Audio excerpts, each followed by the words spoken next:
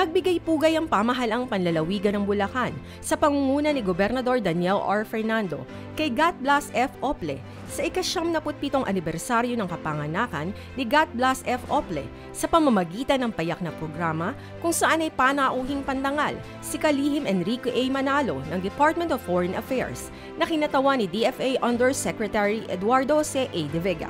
Sa ilalim ng liderato ng kasulukuyang kalihim ng Binayang Panlabas, si Ginong Enrique A. Manalo, patuloy po namin isa sa puso ang mga aral na buting halimbawa na ipinakita ni Gat Blas F. Ople.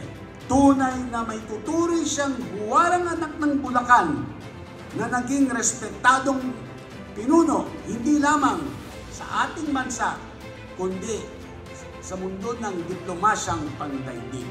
At habang tinatahak natin ang mga hamon ng ating panahon, pamarisan natin ang kanyang diwa ng kausayan, pagmamalasakit at pagmamahal sa ating mga kapwa Bulakenyo, sa ating kapwa Pilipino. Gayon din ang kanyang dedikasyon at advokasya para sa karapatan ng manggagawa. Higit sa lahat, ang kanyang matibay na pangako sa kapakanan ng bawat Pilipino. Dumalo rin sa komemorasyon ang pamilyang Ople sa pangunguna ng anak ni Gat Blas na si Dalisay Ople San Jose.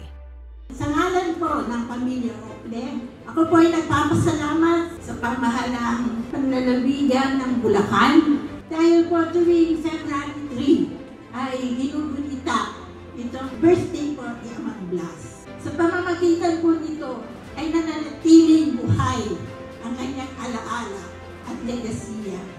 Nagsagawa rin ng job fair sa bayang pinagmula ni Gat Blas sa pangunguna ng Peso Hagunoy sa pakikipagtulungan ng Provincial Public Employment Service Office sa Hagunoy Municipal Grounds.